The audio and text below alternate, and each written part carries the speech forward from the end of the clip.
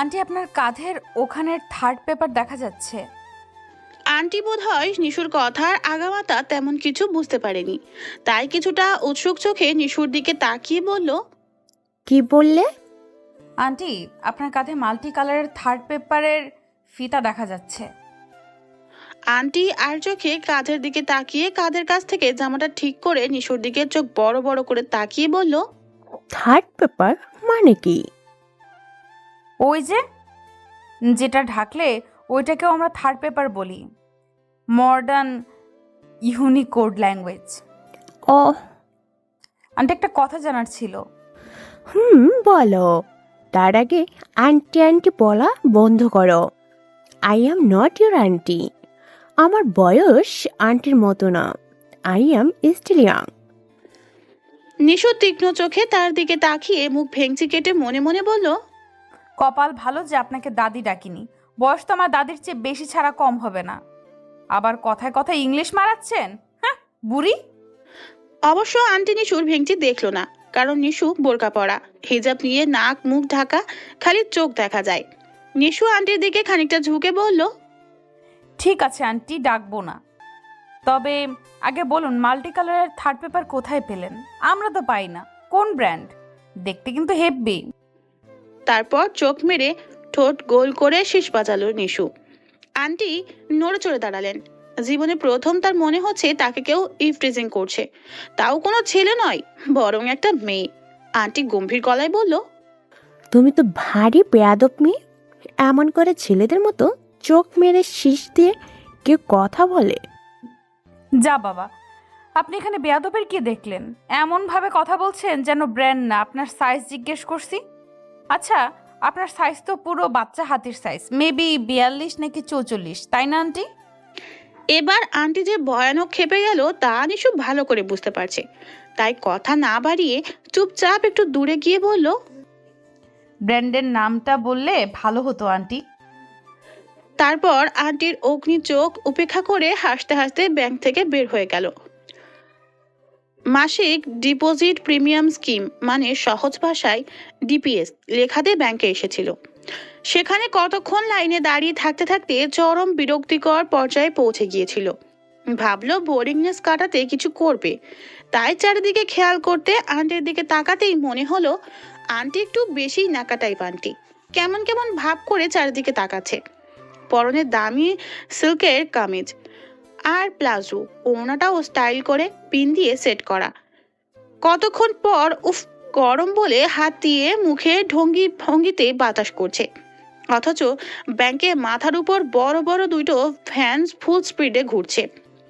নিশু ভাবলো ঢঙ্গি আন্টিকে একটু টিজিং করা যাক। যেই ভাবা সেই কাজ। ব্যাংকের বাইরে এসে বলল, এখন পার্লারে গিয়ে ঝাক্কাস একটা ফেসিয়াল দিতে হবে, নয়তো বিকেলে পেতনির মতো দেখাবে। বিকালে নিশুকে দেখতে আসবে। অন্য কেউ দেখতে আসলে নিশুর রণচণ্ডীর রূপ নিতে দুইবার ভাবতো না, কিন্তু আজ ওর প্রেমিক আহসানের ওরফে আহুর বাবা মা আর পরিবারের সবাই দেখতে আসবে, সাথে এঙ্গেজমেন্টও হবে। দীর্ঘ 4 বছর আহুর সাথে প্রেম করার পর আজ ওদের সম্পর্ক নতুন মোড় নেবে, তাই সুন্দর করে সাজা দরকার। পার্লারে যাবার জন্যই নিশু মূলত বোরখা পরছে, কারণ ফেসিয়াল করে বাড়ি ফেরার সময় স্কিনে রোদ লাগলে প্রবলেম হতে পারে। পার্লারে গিয়ে মুখে ফেস মাস্ক লাগিয়ে এক্সিকিউটিভ চেয়ারে আরামদায়ক ভঙ্গিতে শুয়ে নিশু ভাবছে আহুর সাথে বিয়ে করতে ওকে কম ঝামেলা পোহাতে হলো না। আহুকে নিশুর পরিবার মোটেও মানতে চাইলো না। নিশুর বাবা যখন বলল এ ছেলে আমার পছন্দ না, তখন নিশু বাবার সামনে গিয়ে কোমরে হাত দিয়ে জিজ্ঞেস করলো, আহুর মধ্যে সমস্যা কি? দেখতে সুন্দর, স্মার্ট, উচ্চশিক্ষিত, ভালো জব করে, বাবার বিশাল সম্পত্তি আছে, এক কথায় সর্বগুণ সম্পন্ন। তবে আহুকে পছন্দ নয় কেন? নিশুর বাবা বলল, ছেলের রুচি খারাপ, আর যে ছেলের রুচি খারাপ তার সাথে মেয়ের বিয়ে দিব না। কেন? কিভাবে বুঝলে আহুর রুচি খারাপ? তোর মতো বাজ খাই গুলি মেয়েকে যে ছেলে ভালোবাসতে পারে তার রুচি নিশ্চয়ই খারাপ। যে মেয়ে উঠতে বসতে ছেলেদের ইপটিজিং করে, ধরে বেড দিয়ে পিটায়, সে মেয়েকে কোনো ছেলে পছন্দ করেছে মানে সে ছেলের রুচি 100% খারাপ।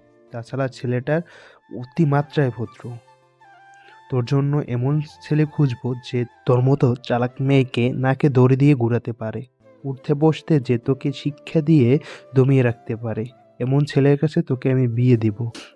কিন্তু ছেলে তো পুরাই ভদ্রের বাপ, তুই ওকে উঠতে বসতে মারলেও বিড়ালের মতো বসে থাকবে।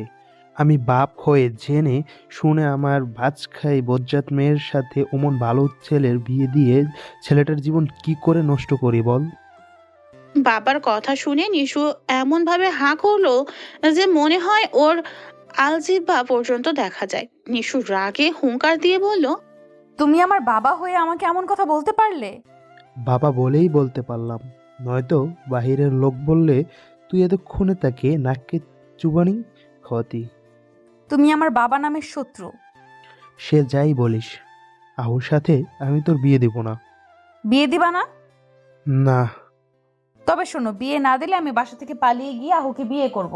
তারপর 3 মাস পর এসে বলবো বাবা তুমি নানা হবে, তখন মজা বুঝবে। মেয়ের কথা শুনে নিশুর বাবা নিজামুদ্দিনের প্রেশার হাই হয়ে গেল।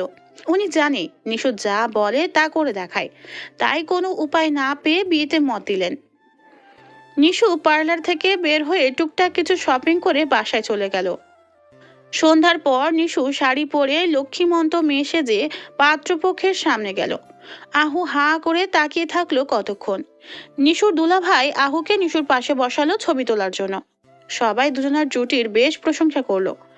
আহু মৃদু সুরে বলল, নিশু তোমাকে খুব সুন্দর লাগছে।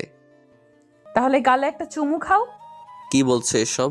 বড়রা শুনলে কি ভাববে? তোমার মতো হাদারাম বয়ফ্রেন্ড যেন কারো কপালে না জুটে। 4 বছরের প্রেমে নিচে থেকে জড়িয়েও ধরলে না, 4টা বছর পুরো ওয়েস্ট। বিয়ে হলে তারপর। নিশু কিছু বলতে নিবে তখন একজন বলল, কি ফুসুর ফুসুর হচ্ছে দুজনের মধ্যে? এমন কারো কথায় নিশু চোখ তুলে তাকিয়ে মুখ হা হয়ে গেল। মনে হচ্ছে চোখ দুটো খুলে বাইরে পড়বে, কারণ যে কথা বলছে সে আর কেউ নয়, ব্যাংকের সেই আন্টি। নিশু মনে মনে বলছে, এই মাল্টি কালার মালটা এখানে কি করছে? আমাকে চিনে ফেললে তো ক্যাচাল হয়ে যাবে। তখন পাশ থেকে নিশুর শাশুড়ি বলল, বৌমা, উনি তোমার ফুফু শাশুড়ি। নিশু ফুফু শাশুড়ি শুনে ভিড়মি খাবার জোগাড় হলো। নিশু খুব নিচু স্বরে বলল, আসসালামু আলাইকুম। আওয়াজটা শুনে চমকে উঠলেন রেশমি ফুফু শাশুড়ি। তীক্ষ্ণ চোখে তাকালো নিশুর দিকে। নিশু মনে মনে দোয়া, ইউনুস, আয়াতুল কুরসি, কালিমা, যত ধরনের দোয়া ও জানে সব পড়তে লাগলো। রেশমি নিশুর কাছে এসে তীক্ষ্ণ চোখে তাকিয়ে বলল, কই দেখি, আমার দিকে তাকাও তো। নিশু ঢোক গিলে তার দিকে তাকালো। রেশমি নিশুর দিকে তাকিয়ে বলল, তোমার সাথে কি আমার আগে কোথাও দেখা হয়েছে? নিশু মনে মনে বলল, মাল্টি কালার মালটা থুকু মানে ফুপুটা আমায় চিনে ফেলেনি তো আবার? আল্লাহ মালুম। নিশু মুখে মেখে হাসির রেখা ফুটিয়ে বলল, জি না ফুফু আম্মা, হ্যাঁ আমি আপনাকে আগে কখনো দেখি নাই। ও, আমার কেন জানি মনে হচ্ছে তোমার চোখ আগে কোথাও দেখেছি। তোমার গলার স্বরটা বেশ চেনা চেনা লাগছে। আচ্ছা, তুমি বোরখা পরো? একদম না, আমার বোরকা পরতে একদম ভালো লাগে না। ও, আজ কি বের হয়েছিলে? জি না ফুফু আম্মা, সারাদিন ঘরে ছিলাম। মা আমাকে দুধের স্বর, হলুদ, নিম পাতা, গোলাপের পাপড়ি বেটে পেস্ট করে সেটা আমার মুখে লাগিয়ে দিয়েছিল। সারাদিন মায়ের সাথেই ছিলাম। বিশ্বাস না হলে বাবা মাকে জিজ্ঞেস করুন। নিশুর মা সুমি বেগম নিশুর কথা শুনে থতমত খেয়ে গেলেন। উনি মনে মনে বলছে, পাজি মেয়েটা নির্ঘাত করে বদমাইশি করেছে, এখন কি সুন্দর করে মিথ্যা বলে আমায় ফাঁসিয়ে দিল।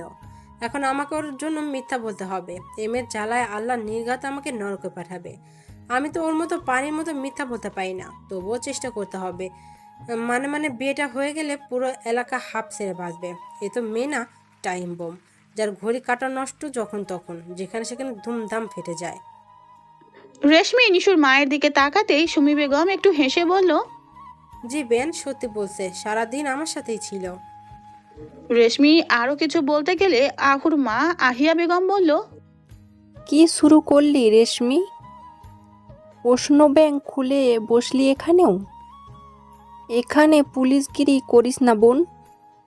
যা বৌমাকে আশীর্বাদ কর। রাতে আহু নিশুর ফোনে জিজ্ঞেস করলো, নিশু সত্যি করে বলো তো ব্যাপার কি? ফুপি কি তোমাকে চিনে? হ্যাঁ আবার না। মানে? নিশু ব্যাংকের ঘটনা খুলে বলল। আহু শুনে হাঁ হয়ে বলল, সর্বনাশ, টিজিং করার আর লোক পেলে না, তাও রেশমি ফুপুকে। কেন, তোমার ফুফুকে বাঘ না ভাল্লুক? তার চেয়েও বেশি। Why baby? ফুপিকে আমাদের পুরো বংশের লোক ভয় পায়। উনি রাজশাহী জেলার ডেপুটি কমিশনার ছিল। দীর্ঘদিন পুলিশি কাজে দেশ সেবায় নিজেকে বিলিয়ে দিয়েছেন। বিয়ে পর্যন্ত করেনি। জানো ফুপু, তার জীবনে 5টা এনকাউন্টার করছে। নিশুর হাত থেকে দুম করে ফোনটা পড়ে গেল। ফোনটা তুলে বলল, লা ইলাহা ইল্লা আনতা সুবহানাকা ইন্নী কুনতু মিনাজ জালিমিন। তোমার ফুফু এত ভয়ঙ্কর, এত ভয়ানক? জি, আমার বাবা তার বড় ভাই, তবুও বাবা তাকে ভয় পায়। আমাদের বাড়িতে তার কথার নড়চড় হয় না। সে গত বছর অবসর নিচ্ছে। 1 বছর আমেরিকা তার ছেলে রিমনের কাছে ছিল। এই না বললে সে বিয়ে করেনি, তবে ছেলে কোথা থেকে আসছে? লাউ গাছ থেকে ছিঁড়ে আনছে নাকি? নিশু, পুরা কথা তো শুনবা। রিমন আমার বড় ফুপির ছেলে। রেশমি ফুপি ছোট। বড় ফুপি রিমনের জন্মের পর মারা যায়। রেশমি ফুপি তখন রিমনকে নিজের ছেলের মতো মানুষ করতে থাকে। রিমন তাকে মা বলেই ডাকে। আর আমরা সবাই সেটা জানি আর মানি। ওয়াও, তোমার ফুফু তো জোস একজন মহিলা। জি, কিন্তু রাগী ভীষণ।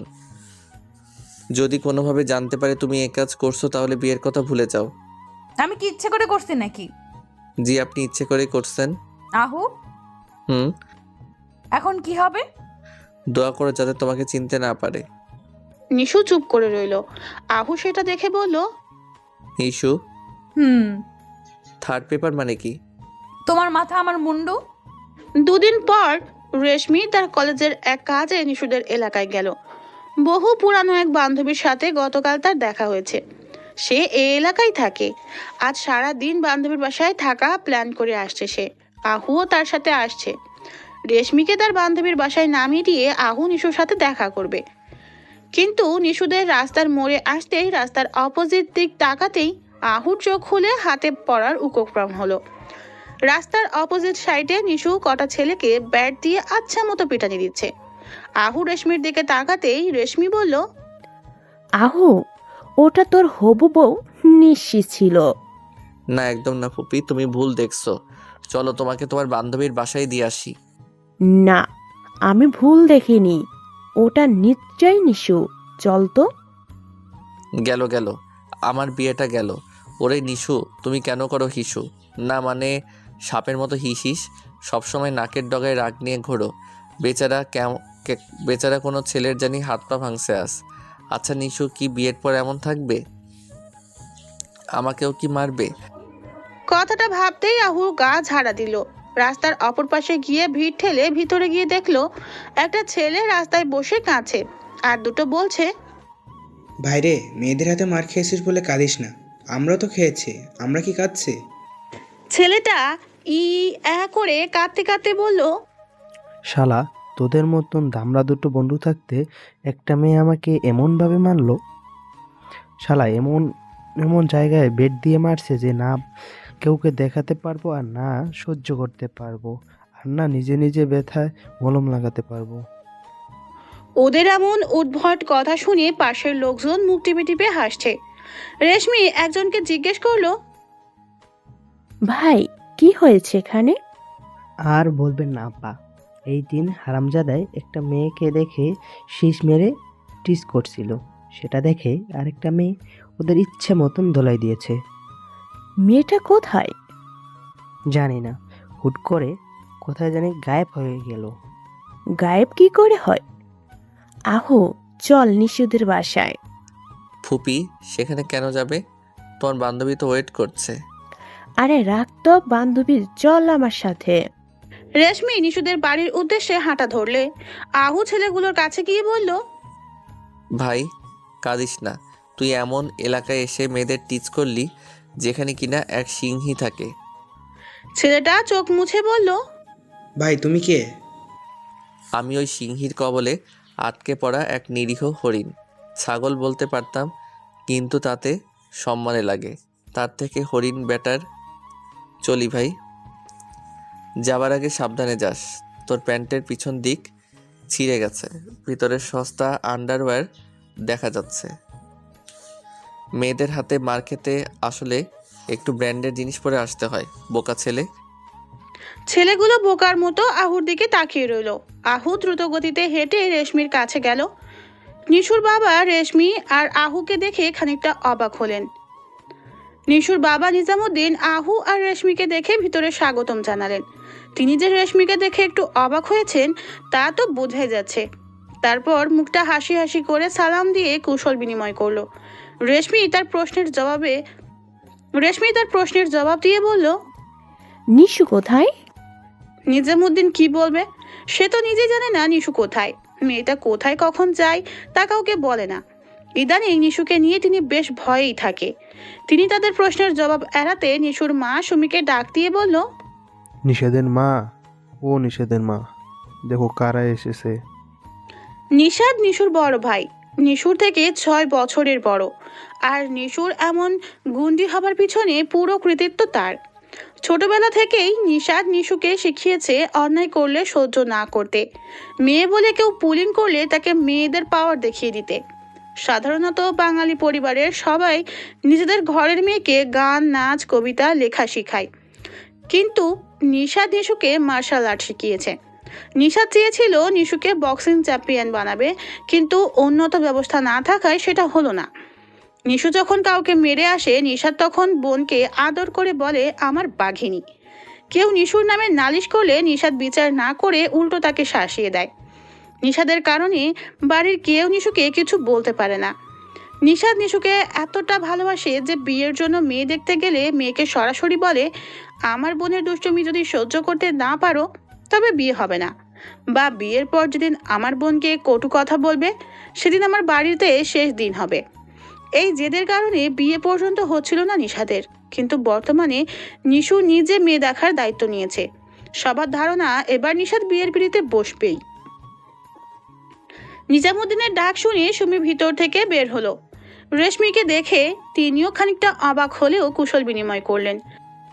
সুমি বলল, নিজের রুমে। আহু মনে মনে বলল, নিশু এর মধ্যে রুমে এসে পড়ছে, বা অবশ্য তো নিশু, ওর দ্বারা কিছু অসম্ভব নয়। রেশমি সুমির দিকে তাকিয়ে বলল, আমি কি নিশুর রুমে যেতে পারি? হ্যাঁ হ্যাঁ, অবশ্যই। রেশমি আহুকে সাথে নিয়ে নিশুর রুমের সামনে গিয়ে দেখলো দরজা ভেজানো। তিনি দরজা হালকা ধাক্কা দিতেই খুলে গেল। নিশু ঘুমাচ্ছে। রেশমি কিছুক্ষণ নিশুর দিকে তাকিয়ে থেকে আহুর দিকে তাকিয়ে বলল, আমার বোধহয় দেখার ভুল হয়েছে। যাই হোক, আমি নিচে বেয়ানের সাথে কথা বলি, তুই ওর সাথে কথা বল। আহু মনে মনে হাঁপ ছেড়ে বাঁচলো। রেশমি রুম থেকে যেতেই আহু নিশুর দিকে তাকালো। মেয়েটা ঘুমের ভান ধরে থাকলেও কি সুন্দর লাগছে। আহু নিশুর দিকে তাকিয়ে বলল, নিশু, তুমি তো আমার মনটা চুরি করে নিছো। নিশু তখনও চোখ পিটপিট করে ঘুমের ভান ধরে রইল। আহুর মাথায় একটু দুষ্টুমি বুদ্ধি আসলো। নিশু রুমের দরজাটা বন্ধ করে টুপ করে নিশুর চাদরের ভিতরে ঢুকে নিশুকে গভীরভাবে জড়িয়ে নিয়ে কপালে চুমো খেলো। নিশু লজ্জায় লাল হয়ে গেল। আহু নিশুর দিকে তাকিয়ে বলল, এই প্রথম তোমাকে এত লজ্জা পেতে দেখলাম, কিউট লাগছে। নিশু চোখ মেলে আহুর দিকে তাকিয়ে বলল, তোমার দেখছি বেশ সাহস হয়েছে। সাহস সবসময় ছিল নিশু, শুধু দেখাইনি। আর সাহস না থাকলে তোমার মতো বাঘিনীকে নিজের ভালোবাসার জালে কি করে আটকাতাম? তোমার মতো বাঘিনীকে বধ করতে বাঘ হওয়া দরকার। আসছে আমার বাঘ রে, গায়ে শক্তি আছে নাকি? ছাড়ো, উঠবো। আহু নিশুকে এত শক্ত করে জড়িয়ে ধরলো, নিশু নড়তেও পারছে না। আহু হাসি দিয়ে বলল, নিশু, আরো শক্তি দেখবে? ছাড়ো, কেউ এসে পড়লে কি বলবে? কি বলবে? আমার হবু বউ তার রুমে আসলে কে কি বলবে? হবু বউ পুরোপুরি বউ নয়, ইডিয়েট। ছাড়ো। ওহো, বাঘিনী আজ বাঘের জালে পরাস্ত তবে। নিশু হাসি দিল। আহু আবার নিশুর মাথায় চুমু খেয়ে বলল, সকাল সকাল ছেলেগুলোকে মারলে কেন? হারমিগুলো মেয়েদের সাথে ইত্রামি করছিল, ওদের ছেড়ে দেব নাকি? একটুর জন্য ফুপির হাত থেকে বেঁচে গেছো। হ্যাঁ। আমি তোমাদের দেখেই সালিয়ে নিয়ে ফুরুত হয়েছি। নিশু, হুম। তোমাকে এভাবে বুকে জড়িয়ে ধরে মনে হচ্ছে কোনো রেশমের পুতুল জড়িয়ে ধরেছি। এই রেশমের মতো নরম হাত দিয়ে ছেলেদের কেন পিটাও? ছেলেদের না পিটালে আমার হাত নিষ্পিস করে। পাগলি কোথাকার। চলো ফুপি, নিচে বসে আছে। তুমি যাও, আমি চেঞ্জ করে আসছি। পরনের ড্রেস দেখলে ফুপি পাক্কা বুঝে যাবে ওটা আমি ছিলাম। আচ্ছা। আহু নিশুর রুম থেকে বের হতেই নিশাদের সামনে পড়লো। নিশাদকে আহু কিছুটা ভয় পায়। আহু মাথা নিচু করে সালাম দিল। আসসালামু আলাইকুম ভাইয়া। ওয়ালাইকুম আসসালাম। কেমন আছেন? ভালো, তুমি? জি ভালো। নিশুর রুমে কি করছিলে? শুয়ে। কি, আমার বোনের সাথে উল্টাপাল্টা কিছু করে খবর আছে? না না, কিছু করিনি। আমি তো দেখা করতে আসছিলাম। আপনার কি মনে হয় নিশুর মতো মেয়ের সাথে উল্টাপাল্টা করা সহজ নাকি? না করলেই ভালো। বিয়ের আগে বা পরে আমার বোনকে কোনো রকম কষ্ট দিলে মনে রেখো। তা তোমার কাজ কেমন চলছে? আপনাদের দোয়ায় বেশ ভালো। আহু, জি ভাইয়া। তোমার কাজিন অনু কেমন আছে? আপনি অনু কথা কেন জিজ্ঞেস করছেন? না, এমনি, তেমন কিছু না। চলো নিচে। আহু মনে মনে বলল, ওরে শালা, তবে নিশু ঠিক বলছিল।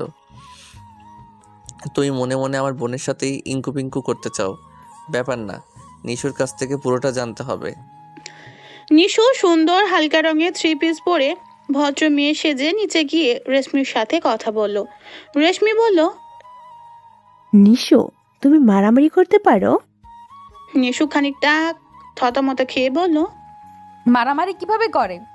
আমি তো একটা বিড়ালকেও ধমক দিয়ে তাড়াতে পারি না। রেশমি আরো কিছুক্ষণ কথা বলে চলে গেল। আহু মৃদু হেসে মনে মনে বলল, পাগলি একটা। রাতে আহু নিশুর সাথে ফোনে কথা বলছে। তখন নিশু বলছে, আহু, তুমি আমাকে যেদিন প্রপোজ করছিলে সেদিনের কথা মনে আছে? বাংলা সিনেমায় যেমন মাথায় আঘাত লেগে সব ভুলে যায়, আমার মাথায় তেমন আঘাত লাগলেও আমি ওই ভয়াবহ দিন ভুলবো না। নিশু ওর এক খ্রিস্টান বান্ধবীর বিয়েতে চার্চে গিয়েছিল। বিয়ের সকল অ্যারেঞ্জমেন্ট শেষ হওয়ার পর ক্যাথলিক চার্চের সামনে দাঁড়িয়ে সব বান্ধবীরা ছবি তুলছিল। নিশুও বান্ধবীদের সাথে ছবি তুলছিল আর কথা বলছিল। নিশু এই প্রথম ক্যাথলিক চার্চে আসে। হিমির বিয়েতে অ্যাটেন্ড করার সবচেয়ে বড় কারণ ওদের ধর্মে বিয়ে কিভাবে হয় সেটা সরাসরি দেখবে। টিভিতে নিশু বহুবার চার্চে কিভাবে বিয়ে হয় দেখেছে, কিন্তু সরাসরি দেখার লোভটা সামলাতে পারল না। বান্ধবীদের সাথে কথা বলার সময় পিছন থেকে কেউ একজন নিশুর ওড়না ধরে হালকা টান দিল। নিশু পিছনে ফিরতেই আহু হাঁটু কেড়ে বসে সাদা রঙের এক গুচ্ছ গোলাপ ফুল নিশুর দিকে বাড়িয়ে বলল, নিশ্চয় আমরা দুজন চার্চের মতো একটা পবিত্র স্থানে দাঁড়িয়ে আছি। আমাদের ধর্মে যেমন মসজিদ পবিত্র, খ্রিস্টান ধর্মে তেমন চার্চ পবিত্র। এই পবিত্র স্থানে দাঁড়িয়ে সত্যি মনে বলছি আমি তোমাকে বিয়ে করতে চাই। খুব ভালোবাসি তোমায়। তুমি চাইলে এখনই তোমার পরিবারের সাথে কথা বলতে পারি। নিশু কিছুক্ষণ আহুর দিকে তাকিয়ে থেকে বলল, কে আপনি? আমাকে কিভাবে চিনেন? আহুর হাত থেকে গোলাপের গুচ্ছটা পড়ে গেল। আহু মুখ ভার করে বলল, তুই সত্যি আমাকে চিনতে পারোনি? জানি না। মাসখানেক আগে তোমার খালামণির বিয়ে আমার ছোট চাচার সাথে হয়েছিল, তখন পরিচয় হলো। তারপর তো 3-4 বার তোমার বাড়িতে গেলাম, আর গত সপ্তাহে তো তোমার সাথে কথাও বলেছিলাম। তুমি ভুলে গেলে? আমি তো কত লোকের সাথেই কথা বলি, সবাইকে কি মনে রাখবো নাকি? ও, আহুর খুব অভিমান হলো। আহু বিড়বিড় করে বলছে, সব লোকের সাথে আমার তুলনা দেয়া কেন লাগবে? সবাই তো তোমাকে ভালোবাসে না, আমি ভালোবাসি। সেদিন তোমার চোখের প্রশংসা করলাম, তাও ভুলে গেলা? তোমার খালামণি আর আমার কাকুর বিয়েতে দুজন কত দুষ্টামি করলাম, তাও ভুলে গেলা? আহু দাঁড়িয়ে নিশুর দিকে তাকিয়ে বলল, দুঃখিত, আমি বুঝতে পারিনি তুমি আমাকে চিনো না। আমি ভেবেছিলাম তুমি আমাকে খুব ভালোভাবে চিনো।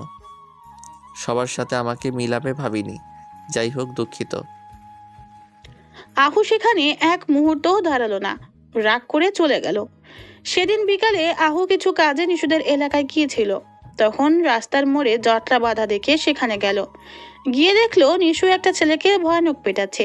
নিশু সাধারণত জিন্স প্যান্ট আর শার্ট কামিজ পরেই নিশু সাধারণত জিন্স শার্ট আর শার্ট কামিজ পরে প্রায়ই। হয়তো জিন্স পরে মারামারি করতে সুবিধা হয়। ছেলেটা কোনো মতে পালিয়ে তো গেল, কিন্তু যাবার আগে চাকু দিয়ে নিশুর হাতে আঘাত করে গেল। আহু তাড়াতাড়ি নিশুর কাছে গিয়ে পকেট থেকে রুমাল বের করে হাতটা বেঁধে দিল। নিশু আহুর থেকে নিজের হাত ছাড়িয়ে নিতে গেলে বেশি নড়লে তুলে একটা আছাড় দিব। মেয়ে হয়ে ছেলেদের মতো থাকো কেন? ওই মেয়ে সবসময় নাকের ডগায় রাগ নিয়ে ঘোরো কেন? নিজের ভিতর একটু মেয়েলিপনা থাকলে তোমার জাত যাবে না। এই প্রথম বোধ হয় নিশুকে কেউ ধমক দিয়ে কিছু বলল। অন্য কেউ বললে নিশু তাকে দেখিয়ে দিত, কিন্তু এ ছেলেকে কি বলবে? ভালোবাসে দেশের ছেলেটাকে। নিশু মনে মনে বলল, ভাগ্যিস মনের কথা কেউ শুনতে পায় না, নয়তো এ ছেলে শুনে ফেলতো আমি ওকে ভালোবাসি। আহু নিশুকে নিয়ে হসপিটালে গেল। ডক্টররা ভালো করে ড্রেসিং করে দিল। আহু নিশুকে বাসায় নিয়ে এসে সবার সাথে আলাপ করলো। নিশুকে বলল, ডাক্তার বলছে রাতে জ্বর আসতে পারে, ওষুধ খেলে ঠিক হয়ে যাবে। নিশু মাথা নেড়ে শুধু হ্যাঁ বলল। রাত 12টা। নিশু আহুর নাম্বারে ফোন দিবে কি দিবে না ভাবছে। বহু কষ্টে খালামণিকে ভুজুং ভাজুং বুঝিয়ে ম্যানেজ করে আহুর নাম্বার নিয়েছে, কিন্তু এখন ফোন দিতে ভয় করছে। নিশু মনে মনে ভাবলো, আমি নিশু হয়ে ভয় পাচ্ছি, তা ওই গাধাটাকে। আজ ওকে চার্চে বসে বোকা বানিয়ে একদম ঠিক করেছি। ইডিয়েটটা এতদিন আমাকে লুকিয়ে লুকিয়ে দেখেছে, অথচ প্রপোজ করার সাহস করেনি। আর আজ প্রপোজ করলো তো করলো, তাও এত এত মানুষের ভিতর চার্চে বসে। এত মানুষের মধ্যে হ্যাঁ কিভাবে বলি? আমার বুঝি লজ্জা করে না? তাছাড়া নিশাদ ভাইয়াকে জিজ্ঞেস না করে হ্যাঁ বলি কি করে? নিশু বিড়বিড় করে আবার বলছে, আমি লজ্জা পেয়েছি এ কথা ওর ঘরের লোক শুনলে নিশ্চিত কিডনি স্ট্রোক মানে কিডনি অ্যাটাক করবে। হার্ট অ্যাটাক বা স্ট্রোক তো কত লোকই করে, কিডনি অ্যাটাক কয়জন করে? নিশু অনেকক্ষণ ভেবে ভেবে ফোনটা হাতে নিয়ে আহুকে কল দিয়েই ফেলল। এত রাতে ঘুম ঘুম চোখে নিশুর নাম্বার দেখে আহুর সব ঘুম উড়ে গেল। ফোন রিসিভ করতেই হ্যালো বলার পর দুজনেই খানিক সময় চুপ রইল। আহুকে চুপ দেখে নিশু আহুকে ধমক দিয়ে বলল, কি হয়েছে কি? বাদুরের মতো চুপ করে আছেন কেন? কথা বলেন না কেন? না মানে তুমি এত রাতে আমাকে ফোন দিছো, ঠিক বিশ্বাস হচ্ছে না। তুমি আমার নাম্বার কোথা থেকে পেলে? খালামণির কাছ থেকে নিয়েছি। আমাকে অসুস্থ রেখে সেই যে গেলেন, কই একবারও তো ফোন দিয়ে খোঁজ নিলেন না। না মানে যদি কিছু মনে করো। এই আপনার ভালোবাসা? কি? আমি আমার বড় ভাইকে আপনার প্রপোজের কথা বলছি। আহু ভয় পেয়ে তুতলাতে তুতলাতে বলল, কি কেন? বারে, ভাইয়াকে না বললে বিয়ে কিভাবে হবে? মানে? ভাইয়া বলছে আমি কেবল অনার্স প্রথম বর্ষে পড়ি, অনার্স শেষ না হলে বিয়ে দিবে না। হ্যাঁ তো? দূর, কলা গাছের বাদুর জানি কোথাকার। সেই থেকে কি কেন হ্যাঁ তো হ্যাঁ করেই যাচ্ছে। গাধার খালাতো ভাই বোঝেও না ভাইয়া আমাদের সম্পর্কে রাজি। আমাদের আবার কিসের সম্পর্ক? তুমি তো আমায় চিনোই না। শালা বাদুর, বেশি কথা পেঁচালে ঠ্যাং ভেঙে কলা গাছে ঝুলিয়ে দেব, তখন মজা বুঝবি। Nishu, mind your language. তোর ল্যাঙ্গুয়েজের গুষ্টি টুট টুট টুট। কতক্ষণ যাবত এটা বোঝাতে চাইছি আই লাভ ইউ টু, কিন্তু সাহেব কথা পেঁচাচ্ছে। বেশি কথা পেঁচালে আমার মাথা হেব্বি গরম হয়ে যায়। মুচকি হেসে আহু বলল, সরি। It's okay. কবে থেকে আমার মতো বাদুরকে ভালোবাসেন? প্রথম থেকেই। তো তখন নাটক কেন করলা? তো কি করব, ভাইয়াকে না বলে আমি কোনো সিদ্ধান্ত নিই না। ও তো এখন কি করব? আচ্ছা আচ্ছা, গাধার পাল্লায় পড়লাম তো। বলি, তোমাকে কি এখন প্রেমও করা শিখাবো? আহু অট্টহাসি দিয়ে বলল, তোমার প্রেম তো মারামারি করা, প্রেম তো আমি তোমায় শিখাবো নিশু। রোজ প্রেমের নতুন নতুন অধ্যায় পড়াবো, শিখাবো, শিখবে। নিশু লজ্জা পেলেও আহুকে বুঝতে দিল না। বুঝতে দিলে নিশু আরো লজ্জা পাবে। সেই থেকে আহুর উপর নিশুর গুন্ডামি শুরু। নিশু চুপচাপ ভদ্র মেয়েদের মতো রেশমির সামনে বসে আছে। রেশমিকে দেখে বোঝা যাচ্ছে সে বেশ রেগে আছে, কিন্তু নিশু রেশমির রাগের কারণ বুঝতে পারছে না। নিশু মনে মনে বলছে, আজ তো কাউকে মারিনি, মানে তিনি আমাকে মারতে দেখেনি, তবে কেন রেগে আছে? তাছাড়া আজ আহুদের বাসায় আমাদের বাসার সবাই দাওয়াতে আসছে। তাছাড়া আজকে আমাদের বিয়ের তারিখ ফিক্সড হবে, তবে এই মাল্টি কালার মালটা রেগে আছে কেন? আর রাখছে তো রাখছে, আমার দিকে ফুলন দেবীর মতো অমন করে তাকিয়ে আছে কেন? ডাল মে কুচ কালা হ্যাঁ নিশু। আহু দুবার রুমে ঢুকতে গেছিল, রেশমির ধমক দিয়ে তাড়িয়ে দিয়েছে। এখন আহু দরজায় কান লাগিয়ে শোনার চেষ্টা করছে ভিতরে কি হচ্ছে। আহু দরজায় কান পেতে শোনার অনেক চেষ্টা করলো, কিন্তু কিছুই শুনতে পেল না। কিছুক্ষণ পর রেশমি আর নিশু দুজন হাসতে হাসতে রুম থেকে বের হলো। আহু চোখ বন্ধ করে মাথা ঝাড়া দিচ্ছে, আবার চোখ ভালো করে আঙুল দিয়ে কষলে সামনে তাকিয়ে দৃশ্য দেখে পুরো হা হয়ে গেল। আহু বিড়বিড় করে বলছে, দুই বাঘিনী একসাথে হেসে হেসে কথা বলছে, ভয়ানক দৃশ্য। ছোটবেলা থেকে তো জানতাম দুই বাঘিনী এক বনের এক এলাকায় থাকা দুষ্কর, এরা দেখছি হেসে হেসে কথা বলছে। রেশমি সবার সাথে বসে কথা বলার সময় আহু নিশুকে নিজের রুমে নিয়ে গিয়ে বলল, কি ব্যাপার? কি ব্যাপার কি? ফুপি তোমাকে রুমে নিয়ে গেল রাগ করে, আর বের হলো হেসে, ব্যাপারখানা কি? ব্যাপার হলো তোমার ফুপি জেনে গেছে আমি সেই মেয়ে যে ব্যাংকে তাকে টিস করেছিল, আর ছেলেদের পিটানি দিতে আমার জুরি মেলা ভার। সর্বনাশ, আমার বোধ হয় আর বিয়ে হবে না। ও নিশো, আমি যে অন্য কাউকে তোমার জায়গায় বসাতে পারবো না। চুপ! আমার জায়গায় অন্য কাউকে বসানোর চিন্তা করলে তুমি জীবনে বাবা হতে পারবে না আহু। পাগলা কুত্তাকে দাও ইঞ্জেকশন, তোমার বাম্পে দিয়ে দিব। নিশো, এসব কি বলো? ভয়ঙ্কর সব কথাবার্তা। তা ফুপি যখন সব জেনে গেল তখন সে তোমার সাথে হাসতে হাসতে কেন বের হলো? তোমার ফুপ্পি পুলিশ থাকাকালীন সবাইকে 3rd ডিগ্রি টর্চার দিত, আর আমি তাকে অন্যরকম টর্চার করার ভয় দেখিয়েছি। অন্যরকম টর্চার? সেটা আবার কি? কাম জানো, কাছে আসো, তোমাকে ফ্ল্যাশব্যাক দেখাচ্ছি। আহুর গালে গাল লাগিয়ে নিশু বসলো। রেশমি নিশুকে রুমে নিয়ে গিয়ে বলল, তুমি সেই মেয়ে যে ব্যাংকে আমার সাথে বেয়াদবি করেছিলে। সেদিন রাস্তায় মোড়েও তুমি মারামারি করেছিলে। তুমি কি ভেবেছিলে আমাদের আগে জলদি ঘরে গিয়ে ঘুমানোর নাটক করলে পার পেয়ে যাবে? তুমি কি নিজেকে তো চাদর দিয়েই ঢেকে রেখেছিলে, কিন্তু তোমার কাদামাখা সুচ কিভাবে ঢেকে রাখবে? তোমার ব্যাগ, হকি স্টিক মেয়েদের রুমে সাজার প্রসাধনীয় থাকে, অথচ তোমার রুমে আমি bat, hockey stick, chain, walking gloves থাকে। আর এসব দেখে কি তোমার মনে হয় আমি কিছু বুঝতে পারিনি? তোমাদের এলাকায় খোঁজ নিয়ে জেনেছি এলাকার সবাই তোমাকে খুব ভয় করে। তুমি দেখতে মেয়েদের মতো সুন্দরী হলেও কি হবে, তোমার ভেতরে 4-5টা গুন্ডু ছেলে লুকিয়ে আছে। কোথায় আমার ভেতরে 4-5টা গুন্ডা? আমি তো আমার ভেতরে সেটা দেখতে পাচ্ছি যা আপনার ভেতরে আছে। রেশমি নড়ে চড়ে বসে বলল, ইডিয়েট, আমি চারিত্রিক বৈশিষ্ট্যের কথা বলেছি। ও, এখন বলো, তোমার মতো গুন্ডি মেয়ে যে কিনা রোজ ছেলেদের না পিটালে পেটের ভাত হজম হয় না, যাকে কিনা এলাকার বাচ্চা থেকে বুড়ো লোক গুন্ডি ডাকে, তার সাথে আমাদের ছেলে বিয়ে দেওয়া ঠিক হবে? অবশ্যই ঠিক হবে। তোমার একটা পজিটিভ দিক দেখাও। আপনার আহু আমাকে পাগলের মতো ভালোবাসে। এটা তো আহুর পজিটিভ দিক হলো, তোমার পজিটিভ দিক বলো। এটাই আমার পজিটিভ দিক। যদি বলি আমি আহুকে আমার পুরোটা দিয়ে ভালোবাসি, তবে হয়তো আপনার সেটা বিশ্বাস হবে না, বা বিশ্বাস হলেও আমার ভালোবাসার মূল্যায়ন হয়তো করবেন না। কিন্তু যেখানে আহু আমার জন্য পাগল, সেখানে আপনি আমাকে আহুর বউ হিসাবে মানতে বাধ্য। স্মার্ট গার্ল, চালাকি করে সঠিক জায়গায় হাত দিয়েছ। I know I am smart.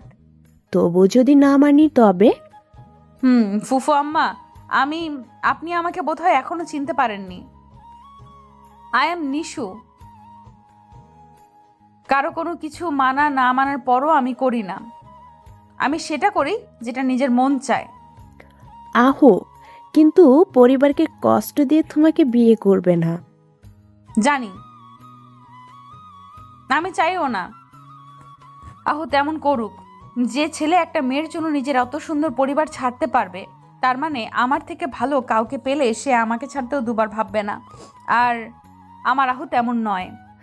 Good thinking, I am impressed. ধন্যবাদ। তবুও তোমার গুন্ডামির জন্য যদি না মানি তবে? তাহলে আপনাকে গুন্ডামি দেখাবো? মানে? ফুফু শাশুড়ি আম্মা, মনে আছে গত পরশু আপনাকে একটা পাগল কুকুর তাড়া করছিল? আমি এসে আপনাকে আমার স্কুটারে তুলে নিয়েছিলাম বলে বেঁচে গিয়েছিলেন, নয়তো 14টা ইঞ্জেকশন লাগতো। তো তো ভাবুন, রোজ যদি কয়েকটা পাগল কুকুর আপনাকে তাড়া করে তবে কেমন হবে? আপনার নামে বড় বড় বাক্সের কিছু পার্সেল আসলো। পার্সেল খোলার সাথে সাথে বক্সের ভেতর থেকে 100 ইঁদুর আর 100 ব্যাঙ লাফিয়ে আপনার গায়ে পড়ে সারা ঘরময় ছড়িয়ে পড়ে, তবে কেমন হবে? আরও কিছু বাক্স থেকে তেলাপোকা, টিকটিকি কিংবা কেঁচো বের হলো, তবে কেমন হবে? নিশু, তুমি কি নোংরা আর ভয়ঙ্কর। এর চেয়ে ভয়ানক আর একটা কথা বলি, তা হলো ফুফু শাশুড়ি আম্মা, আপনি দাদি হতে যাচ্ছেন। আহুর সন্তান আমার পেটে। হোয়াট? আরে ফুপু শাশুড়ি আম্মা, হাইপার হবেন না, আপনার প্রেশার বেড়ে যাবে। বিশ্বাস না হলে আহুকে গিয়ে জিজ্ঞেস করুন আমার পিঠের ডান পাশে আর নাভির নিচে, ঠিক নিচে দুটো তিল আছে কিনা। দেখবেন আহু লজ্জায় লাল হয়ে যাবে। নিশু, তুমি ভয়ঙ্কর পাগল মেয়ে। আহু সত্যি ভুল কাউকে বাছাই করেনি। যে মেয়ে নিজের কাছের মানুষকে আগলে রাখার চেষ্টা করতে পারে, সে নিঃসন্দেহেই ভালো স্ত্রীও হতে পারে। দোয়া করি তোমরা সুখী হও। সামনের মাসের 26 তারিখ আহু আর নিশুর বিয়ের তারিখ নির্ধারিত হলো। আর তার ঠিক 1 মাস পর অনু আর নিশাদের বিয়ের তারিখ ঠিক হলো। নিশাদ অনুকে অনেক আগে থেকেই পছন্দ করত, কিন্তু বলার সাহস ছিল না। অনুকে ভালো লাগার সবচেয়ে বড় কারণ ছিল অনু নিশুকে নিজের ছোট বোনের মতো স্নেহ করে। যদিও অনু জানতো না নিশাদের বিয়ে নিয়ে এমন উদ্ভট শর্ত আছে, কিন্তু যখন থেকে নিশুর সাথে অনুর পরিচয়, তখন থেকেই নিশুর দুষ্টুমিগুলো অনুর খুব ভালো লাগতো। সে জন্যই অনু নিশুকে খুব ভালোবাসতো। আর সে ভালোবাসা দেখেই নিশাদের মনে অনুর প্রতি ভালো লাগা তৈরি। আর ভালো লাগা ভালোবাসার রূপ নেয়, কিন্তু বলার মতো সাহস নিশাদ বা অনু কেউই করতে পারেনি। যে সমস্যার সমাধান নিশু করে দিয়েছিল। নিশু বুঝতে পারছিল এ অকমার ঢেরকি দুটো কোনো কাজে না, তাই বড়দের বলে দুজনার 4 হাত এক করে দিল। বাড়ির পরিবেশে খুব হাসি খুশিময়। হাসি খুশি যেন গরম জিলাপি ভাজার গন্ধের মতো সারা বাড়িতে মোমো করছিল। কিন্তু কথায় আছে, অতি হাসি কান্নার কারণ হয়। গত 5 ঘন্টা যাবৎ আহুর বাড়ি থেকে শুরু করে নিশুদের বাড়ির সবাই হন্যে হয়ে নিশুকে খুঁজছে। সকালে নিশুদের রাস্তার মোড়ে থেকে নাকি কিছু ছেলে নিশুকে কিডন্যাপ করছে। সে থেকে বাড়ির সবাই পাগলের মতো সব জায়গায় নিশুকে খুঁজছে। অনেক খোঁজাখুঁজির পর রেশমির অনেক চেষ্টার পর নিশুর লোকেশন ট্রেস করা গেছে। পুলিশ বাহিনী সহ সবাই সেখানে উপস্থিত হলো। লোকেশন ট্রেস করে জায়গা মতো পৌঁছাতে প্রায় ঘন্টাখানিকের মতো লাগলো। একটা বড় বাংলো বাড়ি। পুলিশ বাড়িটাকে পুরো বাড়িটা চারপাশে আটক করে ভিতরে ঢুকে সামনে দুটো ছেলেকে পেল। তাদের আটক করে জিজ্ঞাসা করলো নিশু কোথায়। তারা পুলিশের ভয়ে বলল দোতলায়। আহু নিশাদ পুলিশের অপেক্ষা না করে আগেই দোতলায় উঠে ঘরগুলো চেক করতে লাগলো। আহু একটা দরজা খুলতেই দেখলো ভিতরে চেয়ারের সাথে নিশু বাঁধা। নিশু দরজা খোলার শব্দে আহুর দিকে এক নজর তাকিয়ে লজ্জায় চোখ নিচু করে মাটির দিকে তাকিয়ে রইল। আহু নিশুর দিকে তাকাতেই দেখলো ব্লাউজটা কাঁধের কাছ থেকে ছেঁড়া, ভিতরে টপস দেখা যাচ্ছে। পরনের শাড়িটা নেই, শুধু ব্লাউজ আর পেটিকোট পরে থাকার কারণে পেট নাভি দেখা যাচ্ছে। গালে চড়ের দাগ, পরপর বেশ কয়েকবার চড় মারলে ঠিক যেমন দাগ বসে তেমন দাগ বসে গেছে গালে। চুলের খোপায় পড়া রজনীগন্ধা আর গোলাপের ফুলের খোপামালার ফুলগুলো ছিঁড়ে এলোমেলো হয়ে গেছে। আহুর কল্পনায় ছিল না ও কোনোদিন নিশুকে এমন ভাবে দেখবে। নিশু সে নিচের দিকে তাকিয়ে আছে। এত শক্ত প্রকৃতির নিশুর আজ নিজেকে মেয়ে বলে পরাজিত মনে হচ্ছে। মাথা নিচু করে নিঃশব্দে চোখের জল ফেলছে। আজ নিশুর চোখের জলের রং দেখতে স্বচ্ছ হলেও ওগুলো চোখের জল নয়, বরং হৃদয় খরিত লাল রক্ত। এত বছর যাবৎ যে সব সময় মেয়েদের সম্মানহানি হবার থেকে তাদের বাঁচিয়েছে, আজ সে নিজেই চরম লাঞ্ছিত হলো। সত্যি আজ নিশুর জন্য বড্ড লজ্জার দিন। অন্যদের যে রক্ষা করতে পারত, সে নিজেকে রক্ষা করতে কি তবে ব্যর্থ হলো? আহু নিশুর কাছে এসে হাত পায়ের বাঁধনগুলো খুলে দিল। নিশু মনে মনে ভেবে রেখেছে আজ থেকে আর আহুর দিকে তাকাবে না। তাকানোর মতো দৃষ্টি নিশু হয়তো হারিয়ে ফেলেছে। আহু নিশুর হাত ধরে বলল, নিশু আমার দিকে তাকাও। নিশু আহুর দিকে না তাকিয়েই বসা অবস্থায় আহুকে জড়িয়ে ধরে বলল, সরি আহু, সরি। তোমার জন্য আজ নিশু থেকে তোমার লক্ষ্মী নিশুর মতো সেজেছিলাম, কিন্তু তোমাকে দেখাতে পারিনি। সরি। আহু নিশুকে জড়িয়ে রইল। কাছে দুজন, কিন্তু শব্দহীন বোবা কান্না ওদের। রক্তক্ষরণ দুজনার মনে হচ্ছে, কিন্তু সেটা অদৃশ্য। বাইরের কেউ তা দেখতে পারবে না। এই রক্তক্ষরণের যন্ত্রণা শুধু এরা দুজনই বুঝতে পারবে, অন্য কেউ নয়। একটু সময়ের মধ্যেই নিশাদ, রেশমি, পুলিশ সহ বাকি সবাই রুমে হাজির হলো। নিশাদ নিজের বোনকে এমন অবস্থায় দেখে পাথরের মতো জমে গেল। পৃথিবীতে কোনো ভাইয়ের কাছে এর থেকে বীভৎস দৃশ্য হয়তো আর হতে পারে না। নিজের বোনকে অর্ধনগ্ন দেখার থেকে কষ্ট করা লজ্জাজনক কোনো মুহূর্ত হয়তো কোনো ভাইয়ের কাছে নেই। রেশমি চারপাশটা ভালো করে তাকিয়ে দেখতেই এক কর্নারে নিশুর শাড়িটা দেখতে পেল।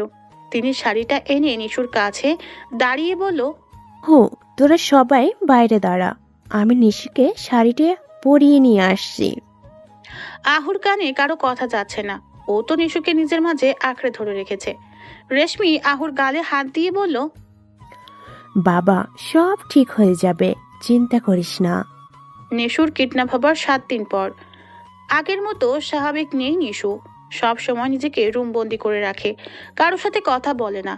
যে মেয়ে 2 ঘন্টা ঠিক মতো এক জায়গায় স্থির থাকতো না, সে সারা দিন রুমে বসে থাকে। নিজের ভাই থেকে শুরু করে কারোর সাথে কথা বলে না। নিশাদের নিজেকে প্রচণ্ড অপরাধী মনে হয়। নিজের বোনকে রক্ষা না করতে পারা ভাইয়ের জন্য সবচেয়ে বড় ব্যর্থতা। আহু রোজ দেখা আহু রোজ দেখা করতে এসে ফিরে যায়। রোজ নিশুদের বাড়িতে এসে নিশুর রুমের দরজার কাছে ঘন্টার পর ঘন্টা বসে থাকে। নিশু দরজার অপর পাশে বসে থাকে। আহু কথা বলে নিশু শোনে, কিন্তু উত্তর দেয় না নিশু। চুপ করে শোনে আর নীরব কান্না করে। আহু দরজার ওপাশে কান পেতে থাকা নিশুর অস্বস্তি আহু দরজার ওপাশে কান পেতে থাকা নিশুর অস্তিত্ব অনুভব করে। আজও আহু নিশুর রুমের দরজার কাছে বসে রয়েছে। নিশু ঠিক দরজার অপর পাশে, দরজার সাথে কান লাগিয়ে শুনছে আহু কি বলে। আহু দরজার কাছে গিয়ে বলল, নিশু, আজ তো একটু কথা বলো। গত 7 দিনে তুমি আমার সাথে একটু কথা বলোনি। আজ একটু বলো প্লিজ। তোমার কণ্ঠ না শুনে শান্তি পাচ্ছি না। নিশু তখনও নিশ্চুপ। নিশু নিঃশব্দে কাঁদছে। নিশু, তোমার মনে আছে 4 মাস আগে তুমি একটা মেয়েকে হসপিটালে দেখতে গিয়েছিলে? মেয়েটা সুইসাইড করতে চেয়েছিল কারণ মেয়েটাকে কেউ রেপ করেছে। তুমি মেয়েটাকে বুঝিয়েছিলে জোর করে ছুঁয়ে দিলে কেউ নষ্ট হয়ে যায় না। মেয়েরা অত সস্তার বস্তু নয় যে জোর করে ছুঁয়ে দিলে নষ্ট হয়ে যাবে। তুমি তখন মেয়েটাকে সমীকরণের মিশ্রণ নামক একটা বই পড়তে দিয়েছিলে, যেখানে একটা গল্প ছিল আবহমান। তুই বলেছিলে গল্পটার নায়ক মেয়েদের মতো ছেলে হয় না।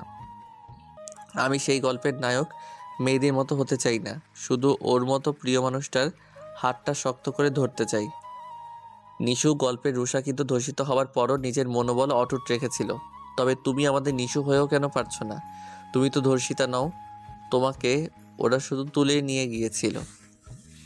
এছাড়া তো তোমার কোনো ক্ষতি হয়নি। নিশু প্লিজ, একবার আমার মুখোমুখি হও, আমি তোমায় কিছু বলতে চাই। নিশু দরজা খুলে আহুর পাশে বসে বলল, আমার সাথে ওরা ঠিক কি কি করছে শুনবে তুমি? আসো, ভেতরে আসো। এলাকার সবার মতে নিশুর ধর্ষণ হয়েছে, কিন্তু যেটা পুরোপুরি ঠিক না।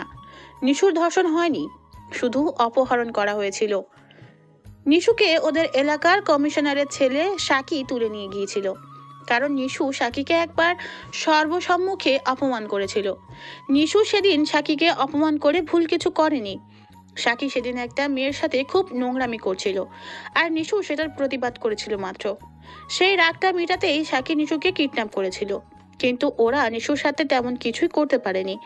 সাকি এবং সাকির 2 বন্ধু জাহিদ এবং উজ্জ্বল এর বলা অনুসারে ওরা নিশুকে সকলে নিশুদের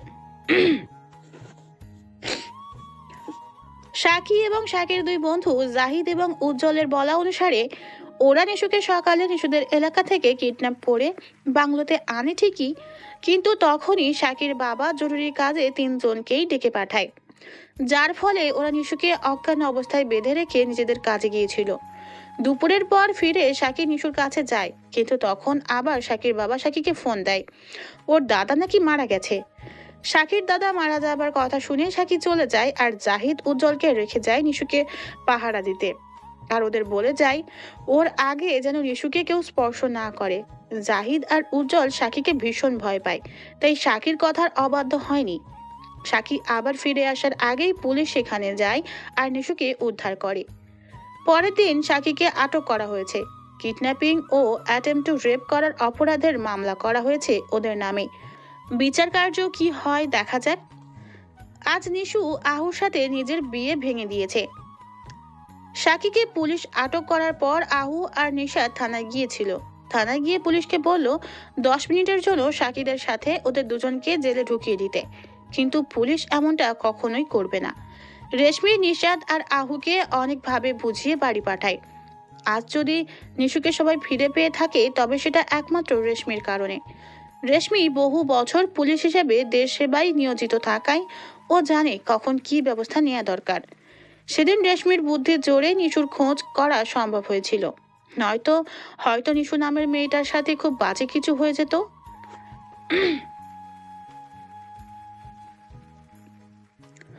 নিশুর রুম থেকে বের হয়ে আহু চুপচাপ নিজের বাড়ি চলে গেল। কারো সাথে কোনো রকমের কথা বলল না, এমনকি যাবার পর দুদিন নিশুর সাথে কোনো কথা বলল না। নিশু আহুর বাবাকে ফোন দিয়ে বিয়েটা ভেঙে দিল। তিনি কারণ জানতে চাইলে নিশু কিছুই বলল না। নিশু বিয়ে ভেঙে দিয়েছে শুনেও আহু চুপ ছিল। নিশুর বাড়ির লোক নিশুকে বোঝাচ্ছিল, কিন্তু নিশুর এক কথা, ও কাউকে বিয়ে করবে না। আজ সকালে নিশুর সাথে দেখা করতে অনু আসলো। প্রথমে নিশাতের রুমে গেল। সেখানে গিয়ে দেখলো নিশাত আনমনে বাইরের দিকে তাকিয়ে আছে। হাতের জ্বলন্ত সিগারেটটা নিজে নিজেই জ্বলতে জ্বলতে আঙুল ছুঁয়ে দিচ্ছে, কিন্তু নিশাদের নিজের আঙুলের জ্বালা পোড়ায় কোনো ভ্রুক্ষেপ নেই। অনু নিশাদের হাত থেকে সিগারেটটা ফেলে পাশে থাকা গ্লাসে নিশাদের আঙুলটা চুবিয়ে বলল, খেয়াল কোথায় তোমার? আঙুল যে পুড়িয়ে ছাই করে দিচ্ছ। মনের জ্বালানির কাছে এ জ্বালানি কিছুই না। একটা দীর্ঘ শ্বাস ফেলে অনু নিশাদের কাঁধে হাত দিয়ে বিছানায় বসালো। ড্রেসিং টেবিলের ডয়ার থেকে অ্যান্টিবায়োটিক অয়েন্টমেন্ট নিশাদের আঙুলে লাগাতে লাগাতে বলল, হাত পোড়ালে বুঝি মন পোড়ানোর কষ্ট কমবে? যদি কমে? নিজেকে কষ্ট দিলে কখনো মনের কষ্ট কমে না। তবে কি করবো অনু? আমার ছোট্ট বোনটাকে ওভাবে দেখে আমার কেমন লাগছে তা তোমাকে বোঝাতে পারবো না। নিশু, তোমার না একার না, আমারও বোন। নিশাদ বসা অবস্থায় অনুর কোমর জড়িয়ে ধরে ওকে শক্ত করে জড়িয়ে ধরে চোখ বন্ধ করে বলল, আমি কিছু বুঝতে পারছি না অনু, আমার নিশুকে আমি এভাবে দেখতে পারছি না। সব ঠিক হয়ে যাবে, তুমি চিন্তা করো না। আমাদের নিশু আবার আগের মতো হয়ে যাবে। বেশ কিছুক্ষণ অনু এভাবে নিশাদকে জড়িয়ে রাখলো। নিশাদ অনুকে জড়িয়ে ধরা অবস্থায় বলল, বেশ খানিক সময় অনু নিশুকে বুঝালো ওসব ঘটনা ভুলে যেতে, এভাবে নির্জীব না হয়ে আগের নিশু হয়ে যেতে। নিশু শুধু অনুর কথার প্রত্যুত্তরে হু হা জবাব দিল। অনু নিশুকে বিভিন্ন ভেঙে পড়া মানুষ যারা কিনা ঘুরে দাঁড়িয়েছে তাদের কথা শোনাচ্ছিল, আর বলছিল তারা যদি ঘুরে দাঁড়াতে পারে তবে নিশু কেন পারবে না। নিশু তাচ্ছিল্য হাসি দিয়ে বলল, অনু আপু, আমরা সবসময় অপরকে উপদেশ দিই, তাদের বড় বড় মহান ব্যক্তিদের বাণী শোনাই। বিভিন্ন মানুষ যারা কিনা ভেঙে পড়ে উঠে দাঁড়িয়েছে তাদের বাণী শোনাই, কিন্তু অনু আপু, ওসব বাণী বই পুস্তকে ঘাটে, বাস্তব জীবনে নয়। নয়তো ওসব বাণী অপরকে শোনানো খুব সহজ, কিন্তু নিজের বেলায় প্রয়োগ করা খুব কঠিন। এখন তো আমার সেই সব মেয়েদের কথা মনে করে হাসি পাচ্ছে যাদের কিনা এক সময় আমি বড় বড় কথা বলে ঘুরে দাঁড়াতে বলতাম। তাদের অবস্থা দেখে তখন কষ্ট হতো, কিন্তু তাদের ভেতরের ঝড় বোঝার মতো সামর্থ্য আমার ছিল না। কিন্তু পৃথিবীতে কেউই অন্যের মনের ঝড় বুঝতে পারে না, শুধু একটু বোঝার ভান করে মাত্র। আমার সাথে ঘটার পর আমি বুঝতে পারছি মেয়েগুলোর মনের অবস্থা কি হয়েছিল। তুমি বুঝতে পারবে না অনু আপু। তারা কি তোর বলা মোটিভেশনাল কথা শুনে একটুও মোটিভেট হয়নি? একজনও কি ঘুরে দাঁড়ায়নি তাদের জন্য? হ্যাঁ, দাঁড়িয়েছে, প্রায় 70% দাঁড়িয়েছে, কিন্তু 30% দাঁড়াতে পারিনি। আর আমি বোধহয় ওই 30%ই পড়েছি। বাজে কথা বলিস না নিশু, এসব ন্যাকামি কথায় আমাদের নিশুকে মানায় না। আর তুই আহুকে কি বলছিস? তোর এইখান থেকে যাবার পর থেকে ও কারোর সাথে কথা বলেনি, ঘর থেকে বের হয়নি। কি হয়েছে তোদের মাঝে? ওকে, সত্যিটা বলে দিয়েছি। কি সত্যি? এই যে আমার রেপ হয়নি, তবে রেপের থেকে কম কিছুও হয়নি। মানে? মানে রেপ বলতে তোমরা বোঝো ভার্জিনিটি চলে যাওয়া। হ্যাঁ, আমি এখনো ভার্জিন, তবে মলেস্ট বা রেপ বলতে শুধু ভার্জিনিটি চলে যাওয়াকে বোঝায় না, অনেক কিছু বোঝায় আপু, অনেক কিছু। মানে? সাকে সেদিন আমার শরীর স্পর্শ করেছে, নোংরা নোংরা কথা বলেছে, আমার ঠোঁটেও নোংরা ঠোঁট ছুঁয়েছে। বিশ্বাস করো আপু, তারপর থেকে নিচের শরীরটাকে ঘৃণা লাগে। মনে হয় শরীরের যেখানে যেখানে ও স্পর্শ করেছে সেখানটা কেটে ফেলি, কিন্তু পারি না। মানসিকভাবেও প্রতি সেকেন্ডে টর্চার করছে আমায়। ওর বিচ্ছিরি হাসি, নোংরা কথা, অশ্লীল স্পর্শ সব প্রতিনিয়ত আমার মনে মাথায় ঘুরছে, আর প্রতিনিয়ত নিজেকে ধর্ষিতার মতো লাগছে। আমি আহুকে এটাই বলেছিলাম যে মেয়েকে তুমি 4 বছরের অধিক সময় ভালোবেসেও তার সাথে সম্পর্কে থেকেও তাকে ছুঁয়ে দিতে পারোনি। সে মেয়ে সারা শরীর একটা কুকুর ছুঁয়ে দিয়েছে। পারবে তুমি তেমন মেয়েকে নিয়ে সারা জীবন সংসার করতে? তার সাথে সারা জীবন কাটাতে গিয়ে এটাকে মনে হবে না তোমার আগে তাকে অন্য কেউ তাকে ছুঁয়েছে? তো আহু কি বলছে? কোনো কথা বলেনি, কতক্ষণ আমার দিকে তাকিয়ে থেকে চলে গেছে। আপু প্লিজ এসব কথা বলো না, ভালো লাগছে না। তুমি যাও ভাইয়ার সাথে গল্প করো, আমার ঘুম পাচ্ছে, ঘুমাবো। অনু আর কোনো কথা বলল না, চুপচাপ রুম থেকে বের হয়ে গেল। অনু বের হওয়া মাত্রই নিশাদ অনুকে বলল, কি হলো? কিছু বলেছে ও? হুম। কি? নিশাত, ওকে কিছুদিন সময় দেওয়া দরকার। একটা ভয়ানক ঝড় গেছে মেয়েটার উপর, সেটা থেকে ওকে আগে নিজেকে গুছিয়ে উঠতে দাও, আগে নিজেকে বুঝতে দাও। কিন্তু অনু এভাবে একা একা রুম বন্ধ করে থাকা কোনো সলিউশন নয়। হুম, তা জানি, তবে ওকে কোনো মোটিভেশনাল বানিয়ে দিয়ে লাভ হবে না, কারণ নিজেই মোটিভেশন দেওয়ার রানী। তবে কি করব? চলো নিশু, স্টাইলে কিছু করি। মানে? নিশু বলে না, মানুষকে শিক্ষা হোক বা মোটিভেশন দুটোই তাকে দিয়ে দেওয়াই হোক যাকে সে ভয় পায়। নিশু কাকে ভয় পায়? উল্টো পুরো এলাকা আত্মীয় স্বজন ওকে জমের মতো ভয় পায়। নিশু একমাত্র রেশমি আন্টিকেই ভয় পায়। দেখা যাক সে কি করতে পারে। সে কি রাজি হবে? আলবাত হবে। রেশমি বসে আছে নিশুর ঠিক সামনে। একটা বড় পার্কের মাঠের মধ্যখানে মুখোমুখি বসে আছে দুজন। রেশমির হাতে বড় একটা ডান্ডা।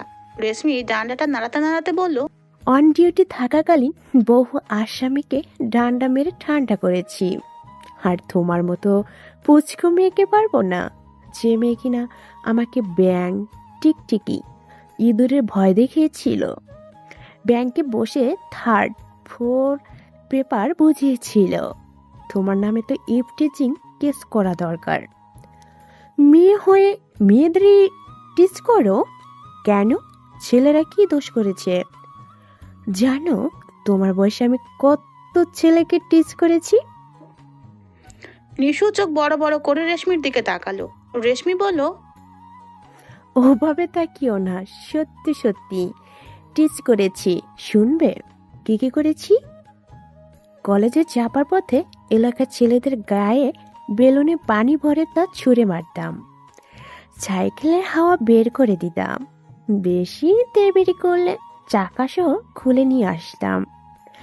একবার নদীর পাড়ে ঘুরতে গেলাম, দেখলাম আমাদের কলেজের কিছু ছেলে জামা কাপড় খুলে আধ ন্যাংটা হয়ে গোসল করছে। ব্যাস ওদের কাপড় চুরি করে এনে পুরাতন কাপড় দোকানে 3 ভাগে 1 ভাগ দামে বিক্রি করে দিয়েছিলাম। আন্টি আপনি তো আমার থেকে বড় পাজি ছিলেন।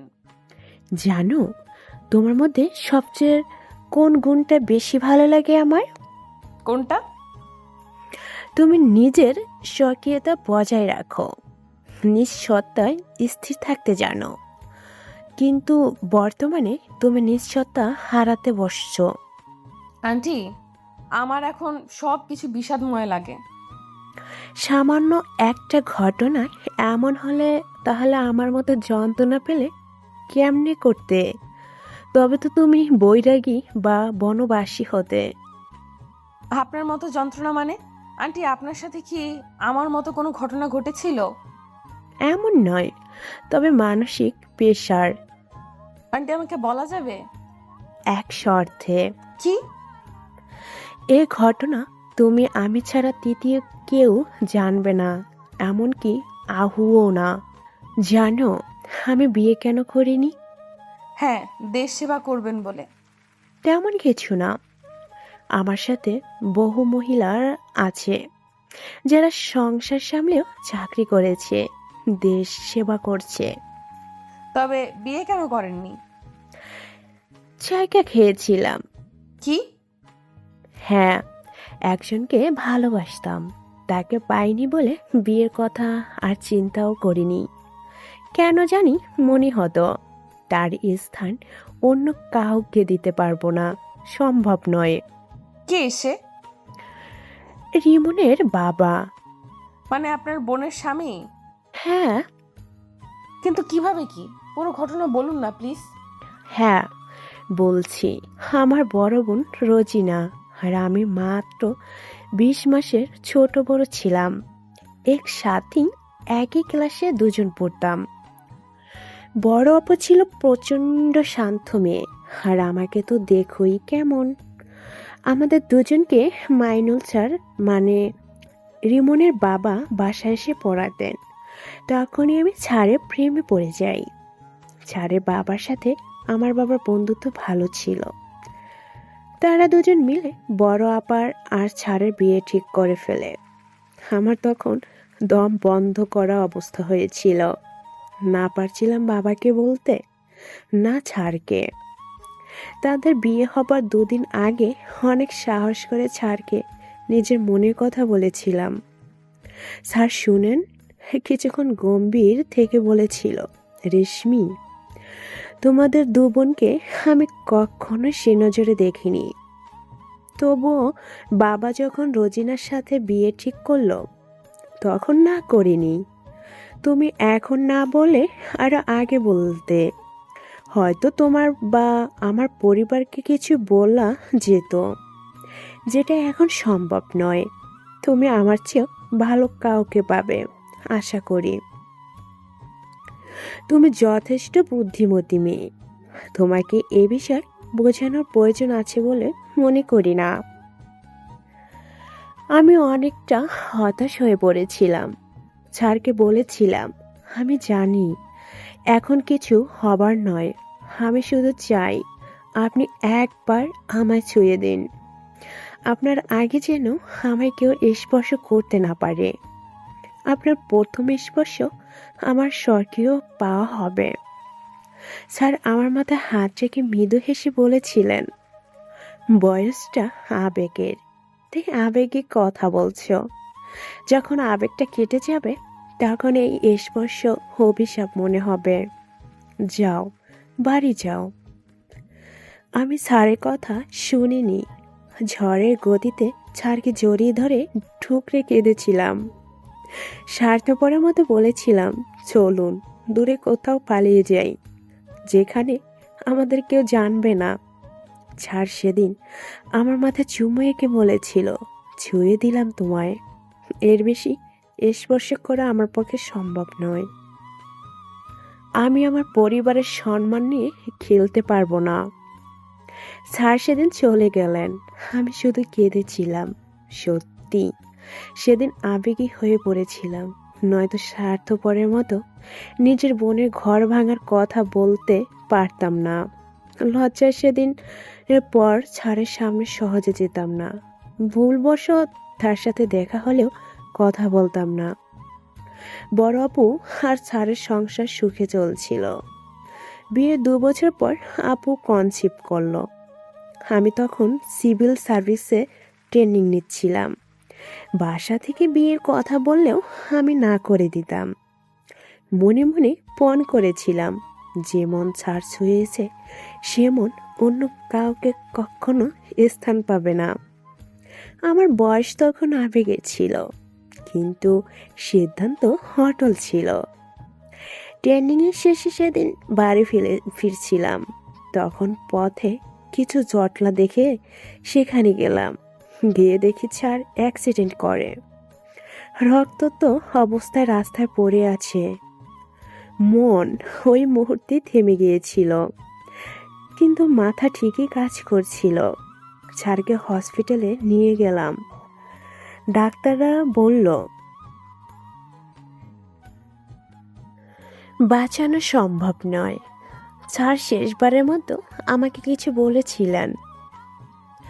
স্যার খুব ধীরে ধীরে আমাকে বললেন, রেশমি, আমার বিয়ের অনেক আগে থেকে তোমাকে ভালোবাসতাম, কিন্তু কিছু বাকিটা স্যার বলতে পারলেন না। তবে স্যারের এতটুকু কথায় এটা বুঝেছিলাম। সেদিন যখন স্যার আমাকে আমার মাথায় চুমু খেয়েছিল, সেদিন কেন তিনি কেঁদেছিলেন, তার কান্না করার কারণ জানতে পারলেও আজও জানতে পারিনি। কেন তিনি আমাকে ভালোবাসার সত্ত্বেও আপুকে বিয়ে করলো, এই প্রশ্নটা অঙ্কে বহু বছর যাবৎ মনের মধ্যে কষতে চেষ্টা করেছিলাম, কিন্তু প্রতিবার ব্যর্থ হয়েছি। এটা এমনই প্রশ্ন যার উত্তর আমি অন্য কারোর কাছে জানতে চাইতে পারবো না। প্রত্যেকের জীবনে কিছু কিছু উত্তরহীন প্রশ্ন থাকে।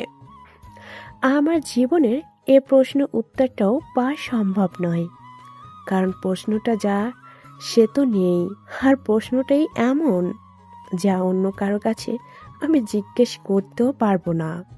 তাই প্রশ্নটাকে প্রশ্ন হিসাবেই রাখলাম।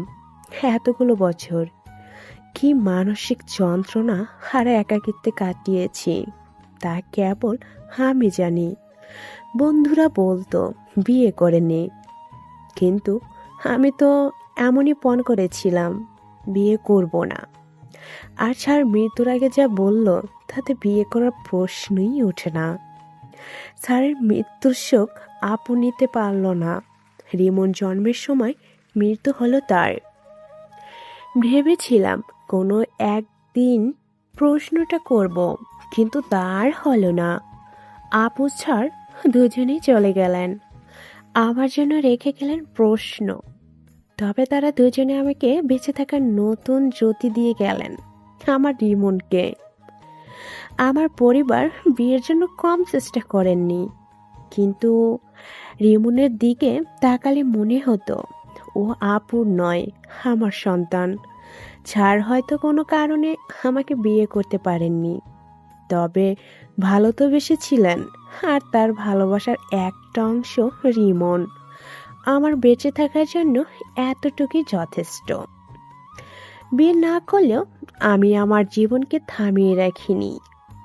জীবনের সকল আনন্দ উপভোগ করেছি। হ্যাঁ, একটু ভেঙে পড়েছিলাম, তবে জীবনে উঠে দাঁড়িয়েছি।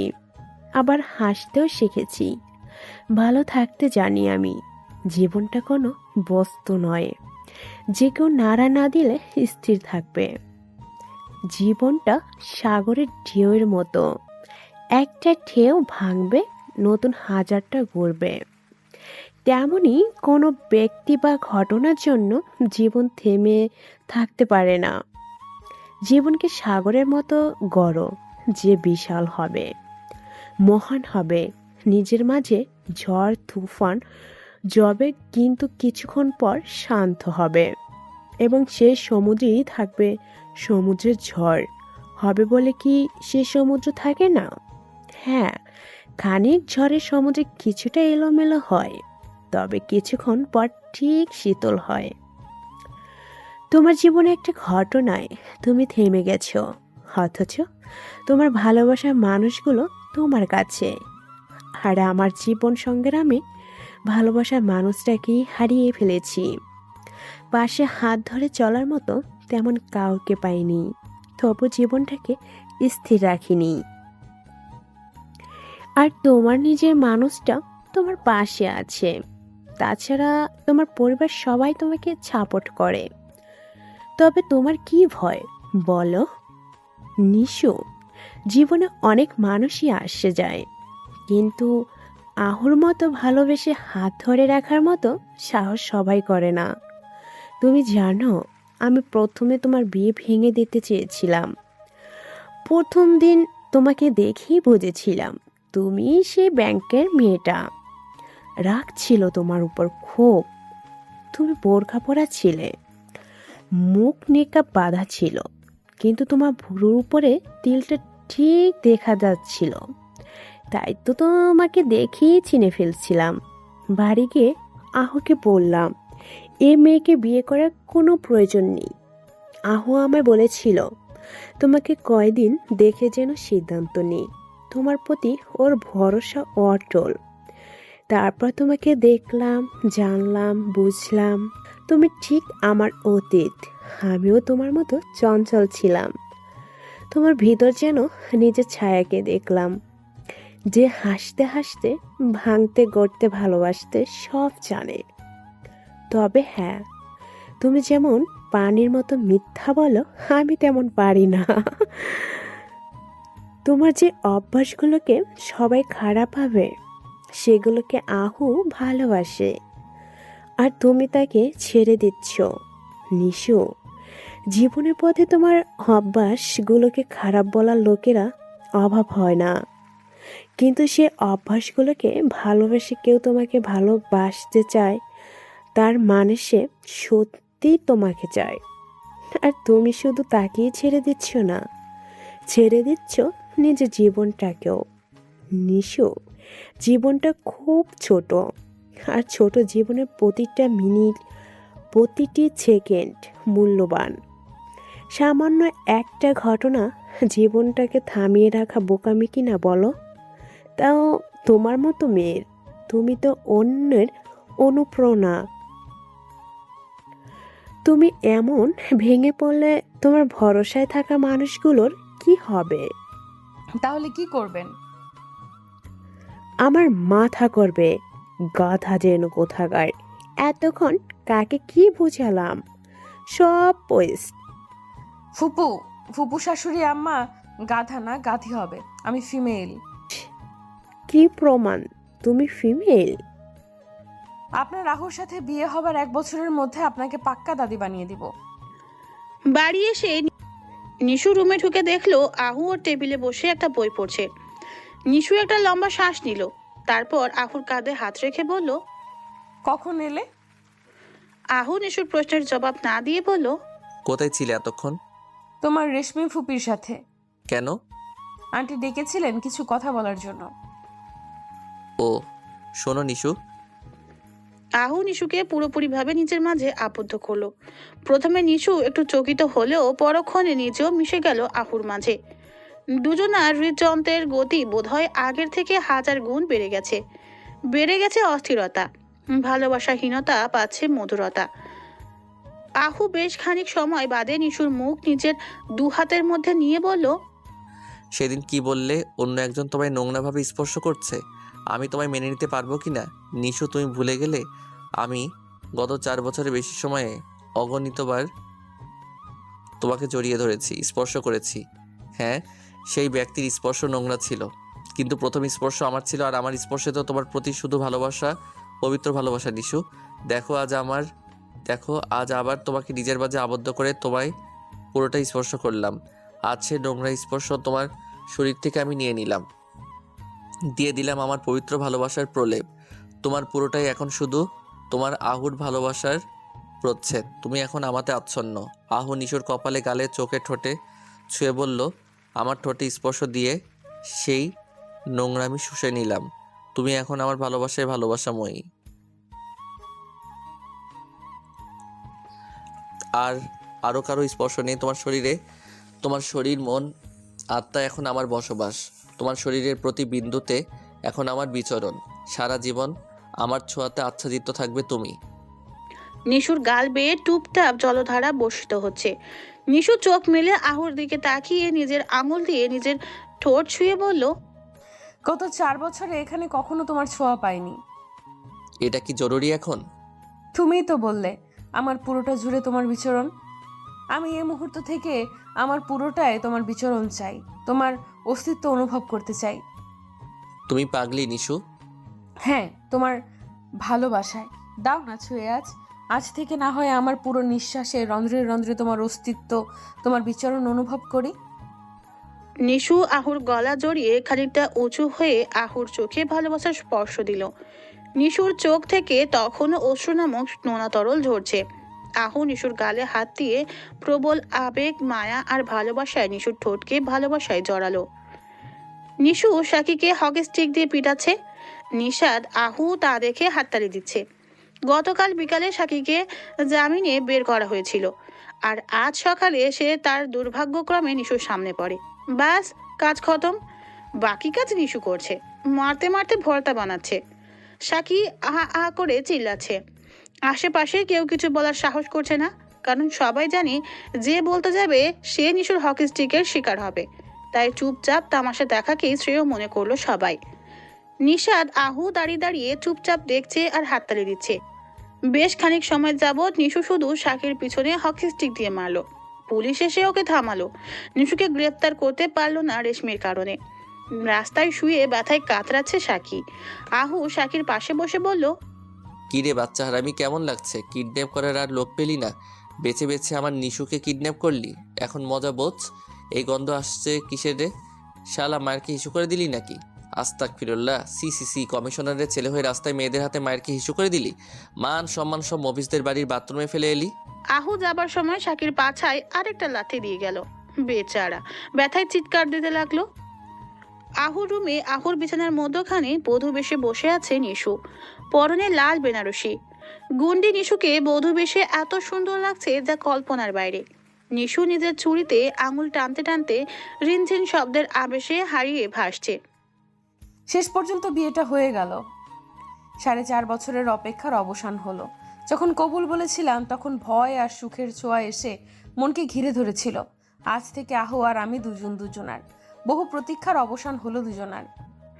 পুরো রুম জুড়ে গোলাপি আর নীল রং তার হালকা আলোয় স্নিগ্ধতায় মুড়ে দিয়েছে। এই আলোর কারণে নিশুর চুড়ি আর গায়ের গয়না ঝিকমিক করছে, ঠিক আলোক ছটার মতো। নিশুর নাকের হীরের নাকফুলটা বারবার চমক দিচ্ছে। এত ভারী শাড়ি গয়না পরেও নিশুর অস্বস্তি লাগছে না, বরং বেশ ভালো লাগছে। ভালো লাগছে আজ আহুর জন্য অপেক্ষা করতে। রুম স্প্রের হালকা বেলি ফুলের ঘ্রাণে মন মাতাল মাতাল করছে। কিছুক্ষণ পর আহু এলো। নিশুর মুখোমুখি বসে আঙুল দিয়ে নিশুর চুড়িতে টান দিল। হালকা টানে চুড়িগুলো রিনঝিন শব্দে নেচে উঠল। নিশু কিছুটা কেঁপে উঠল। আহু নিশুর আঙুলের ভাঁজে আঙুল ডুবিয়ে বলল, তোমাকে খুব সুন্দর লাগছে নিশু। হালকা গোলাপি আর নীল আলোয় তোমাকে নীল ঝিলে ফোটা গোলাপি পদ্মের মতো মায়াবী, নির্মল আর স্নিগ্ধ লাগছে। তোমার নাকের নাকফুলটা সকালবেলা সূর্য ওঠার আগে যে তারাটা দেখা যায়, সেই শুকতারার মতো জ্বলজ্বল করছিল, যা অপরূপভাবে চমকাচ্ছে। তোমার চুরি রিনঝিন শব্দ বৃষ্টির মতো ছন্দ তুলছে, আর তোমার খোপায় লাগালো বেশি বেলি ফুলগুলো আমায় মাদকের মতো টানছে। আজ তোমার পুরোটা জুড়ে মাদকতা বিরাজ করছে নিশু। নিশু লজ্জায় মাথা নিচু করে বলল, আহু, আমার খুব ভয় করছে। আমার বাঘিনীর ভয় করছে? না, ঠিক ভয় না, তবে কেমন জানি লাগছে। প্রথম রাত তো, তাই পরে ঠিক হয়ে যাবে। আহু, ভালো হচ্ছে না কিন্তু। প্রথম তো এখন ভালো তো এখন হবে। চলো তোমাকে সুন্দর একটা জিনিস দেখাই। কি? পূর্ণিমার 2টো চাঁদ একসাথে দেখাবো। 2টো চাঁদ? হ্যাঁ, একটা আকাশের আর একটা আমার ঘরের নিশু। নো ফিল্মি ডায়লগ আহু। হা হা হা। আহু নিশুর হাত ধরে নিচে নামিয়ে নিয়ে বারান্দায় যাবে, তখন দরজায় টোকা পড়ল। আহু কপাল কুঁচকে চোখে মুখে বিরক্তিভাবে টেনে বলল, এই সময় কি আসলো? আমি কি করে বলবো? দরজা খুলে দেখো। আহু দরজা খুলতেই রেশমি আহুকে ঠেলে রুমে ঢুকে বলল, তোদের দুজনকে বিরক্ত করার জন্য দুঃখিত। আমি নিশুর বিয়ের গিফট দিতে এলাম। গিফট লাগবে না ফুপি, দোয়া করলেই হবে। রেশমি হাসি দিয়ে নিশুর হাতে র্যাপিং পেপার দিয়ে সাজানো পরিপাটি সুন্দর একটা বক্স তুলে দিয়ে বলল, হ্যাপি ম্যারিড লাইফ। নিশু বক্সটা হাতে নিয়ে বলল, ধন্যবাদ ফুপি। ওয়েলকাম টু আওয়ার ফ্যামিলি বৌমা। আজ থেকে রোজ তোমার সাথে বউ শাশুড়ি খেলবো। আর আগে গিফটটা খুলে দেখো। আহু, তুই অন্যদিকে তাকা। আহু অন্যদিকে তাকানোর পর নিশু বক্স খুলে 880 ভোল্টেজের ঝটকা খেলো।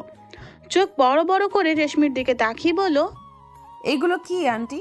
মাল্টি কালার থার্ড পেপার বৌমা। কেন, তুমি না ব্র্যান্ড জানতে চেয়েছিলে? তাই পুরো সেট কিনে নিলাম। সাইজ মিলিয়ে নিও। তুমি তো আবার আমার মতো মোটো না, বরং পাটকাঠি। নিশু হাসবে না কাঁদবে ভেবে পাচ্ছে না। বিয়ের দিন শাশুড়ি তার ছেলের বউকে এমন উপহার দিতে পারে বলে নিশুর ধারণা ছিল না। নিশু ঠোঁট বাঁকিয়ে বলল, আপনি এখনো আমাদের ফার্স্ট মিটিং মনে রাখবেন? ওটা ভোলা কি এত সহজ বৌমা? আচ্ছা শোনো, বিয়ের সময় তোমাদের বাসায় একটা মেয়ে দেখলাম, চেহারা হুবহু তোমার মতো। নীল চোখ মেয়েটার, সে কে? আগে তো দেখিনি। ও ইস্যু, আমার বড় কাকার ছোট মেয়ে। এতদিন ভারতের দার্জিলিংয়ে পড়াশোনা করত। আমার বিয়ে উপলক্ষে আসছে। মেয়েটা দেখতে খুব মিষ্টি, লক্ষ্মী, শান্ত। ভাবছি রিমনের সাথে বেশ মানাবে। তোমার বোনকে। তুমি কি বলো? তোমার পরিবারের সাথে কথা বলবো। হ্যাঁ হ্যাঁ, অবশ্যই বলুন। আচ্ছা, তবে তোমাদের বউ ভাতের পর কথা বলবো। এখন তোমাদের সময়, enjoy baby. Best of luck সংসার জীবনের জন্য। আর তার সাথে আমার মতো ফুফু শাশুড়ির সাথে সারা জীবন কাটাবে বলে স্বাগতম। রেশমি যেতে নিশু মাথায় হাত দিয়ে বলল, হাই রে গিফট, হাই রে মাল্টি কালার মাল, থুকু ফুপু। আহু কাছে এসে বলল, কি গিফট দিল ফুপি? নিশু জল দিয়ে বক্সটা পিছনে লুকিয়ে বলল, কিছু না কিছু না। আচব, লজ্জা পাচ্ছ কেন দেখি? খবরদার, একদম হাত দেবে না। ওকে কিন্তু বাঘিনীকে রাস্তার বরের কাছে বন্দি করবই। আসছে আমার বাঘ রে।